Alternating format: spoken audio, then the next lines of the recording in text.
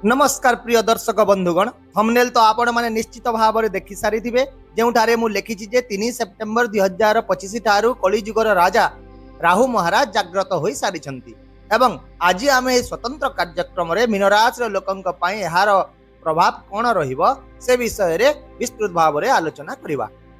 तेणु जदि आपण जने मीन राशि जात व्यक्ति अटंती तेबे एही समय आपणक पई बहुत स्वतंत्र रहिबो, किंतु आपणक विशेष सतर्कता मध्य अवलंबन करने पड़ो। तेबे कहीं पड़ो कारण यही समय राहु महाराज आपणक कुंडली द्वादश घरे आसी जाग्रत अवस्था एवं आपण जानती जे जेतेबेले राहु द्वादश घरे रही थांती सेतेबेले अनेक थर एपरी परिस्थिति क्रिएट कर दियंती जे जहा फल जीवन में खर्च वृद्धि पाए, द्वंद्व वृद्धि पाए एवं व्यक्ति को अनावश्यक भाव में असुविधा दे गति करने को पड़ी था। किंतु बंधुगण एठारे आपण माने यहा बुझिबा मध्य गुरुत्वपूर्ण जे गत 18 मासरे जेतेबेले राहु महाराज आपणक लग्न घरे रहिथिले सेतेबेले मध्य से आपणक अनेक बड़ चैलेंज गुड़िकर सम्मुखीन कराइथिले। केतेबेले मानसिक चाप तो केतेबेले स्वास्थ्य समस्या आउ मध्य केतेबेले लोकंक सहित संपर्क रे तिक्तता, केतेबेले काम रे बाधा, एही समस्त परिस्थिति गुड़िक आपण निश्चित भाव में अनुभव करिथिबे। किंतु वर्तमान राहु द्वादश घरे पहुंची जाइछन्ति। मु तो कहबी नाही जे सब ठीक होई जिवो, किछि चैलेंज निश्चित रहिबो। जदियो चैलेंज रहिबो तथापि पूर्वरु जे अत्यधिक चाप रहितिला ताहा धीरे धीरे ह्रास पाइबार आरंभ हेबो।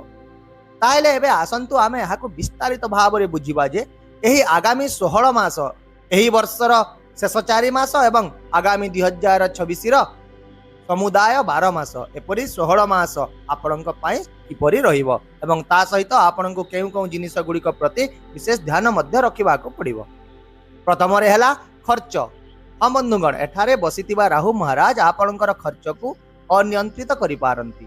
आपणक टंका यथेष्ट परिमाण रे मिलिबो, किंतु ता पूर्वरु सेही टंका को खर्च रे व्यवहार होई जिवो, सेही खर्च आपणक सामना रे आसी छिड़ा होई जिवो। अनेक समय रे एपरि खर्च हबो जहा आदौ यथार्थ भी नहे। तेणु यही समय मध्य प्रथमे आपणक आपणकर आर्थिक योजना को मजबूत करने को पड़ो।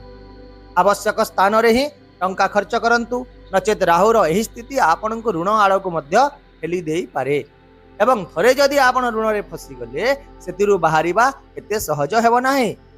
किंतु एही समय रे प्रत्येक स्थिति केवल नकारात्मक रहिबो नाही बंधुगण।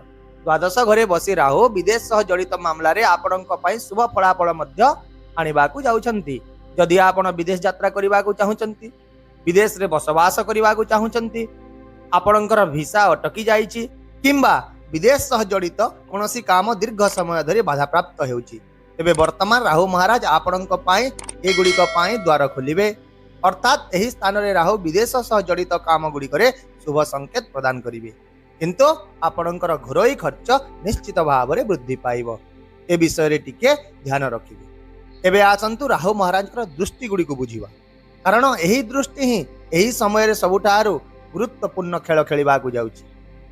बृहस्पति परि राहुंकर मध्य 3टी दृष्टि रही थाए, पंचम, सप्तम एवं नवम दृष्टि। प्रथमे आसंतु पंचम दृष्टि विषय रे कथा हबा। एही दृष्टि आपणक कुंडलीर चतुर्थ घरे पड़ुछि, अर्थात एही घर हेउछि मांक स्वास्थ्य, आपणक निजर घर, जान, भूमि एवं भौतिक सुख।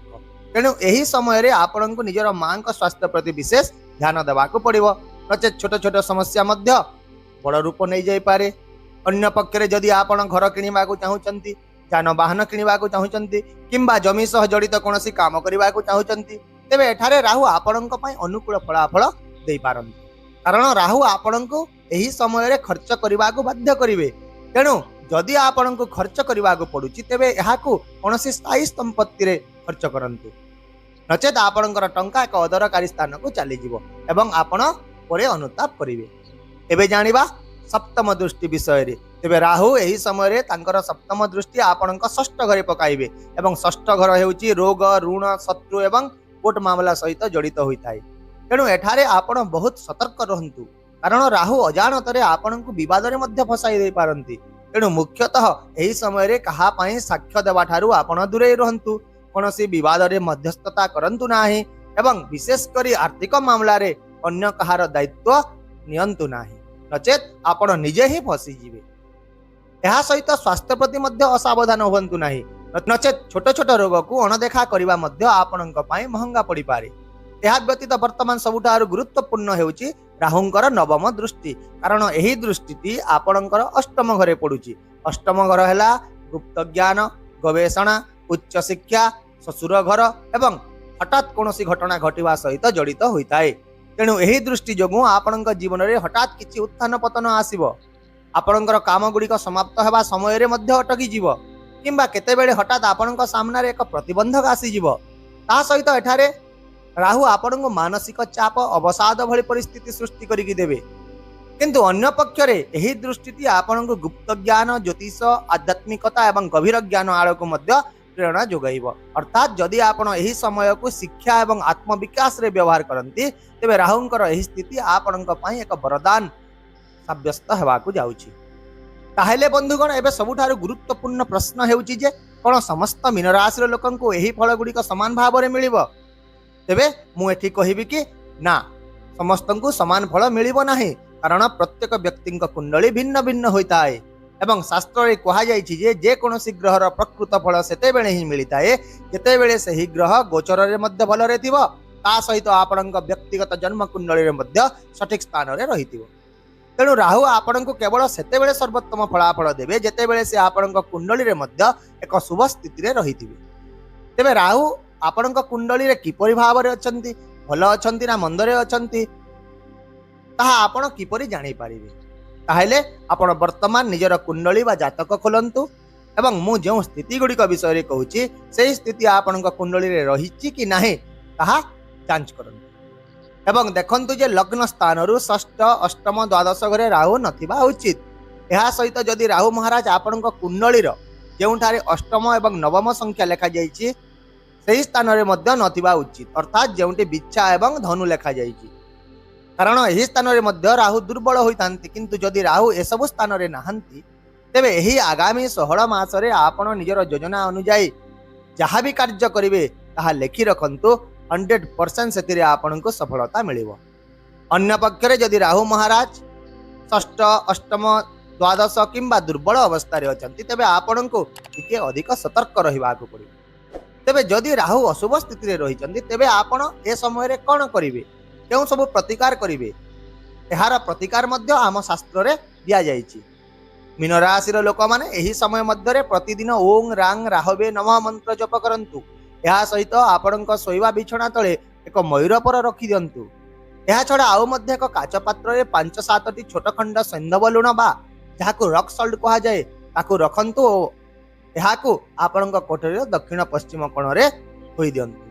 प्रति मास रे थरे पुराणा लुण को धोई देई सेतिरे पुणे नूतन लुण भरंतु। ता सहित सबुठारु आउ गोटे प्रभावशाली उपाय मु आपणकु कहूची, निश्चित भाव रे पालन करंतु।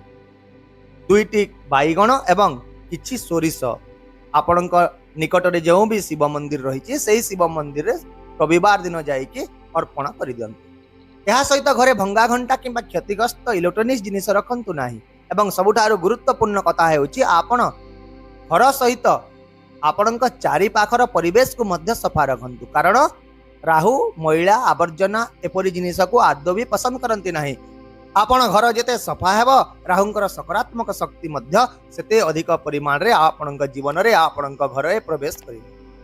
तेणु बंधुगण, एही 16 मास गोटे पटे मीन राशि जात व्यक्ति पई चैलेंज रहिबो तो अन्य पटे किछि सुजोग मध्य आसीबो। जदि आपण लोभ एवं शॉर्टकट परिहार करंती, अनावश्यक खर्च गुडी को बंद कर दियंती एवं एही परामर्शित प्रतिकार गुडी को अनुसरण करंती, तबे निश्चित भाव रे राहु महाराज आपणक पई सफलतार द्वार खोली देबे। आशा करुछि मो द्वारा दिया यही सूचना को आपण माने निश्चित भाव में पसंद करिथिबे। जदि वीडियो एवं मोर बुझाइबार शैली को पसंद करिसंती तेबे निश्चित भाव में वीडियो को गोटे लाइक कर दियंतु, हाइप कर दियंतु, शेयर करंतु एवं आपणकर मूल्यवान मतामत कमेंट करी आमको निश्चित भाव में जणांतु। ता सहित चैनल को जदि प्रथम थर पई देखुचंती तेबे सब्सक्राइब करबा को भूलंतु नाही। ताहेले आसंता काली आउ एक नूतन सूचना वीडियो सहित मु पुनी तरे आपणक सम्मुख रे उपस्थित हेबे। से पर्यंत विदाय दियंतु, खुशी रे रहंतु। नमस्कार, जय जगन्नाथ।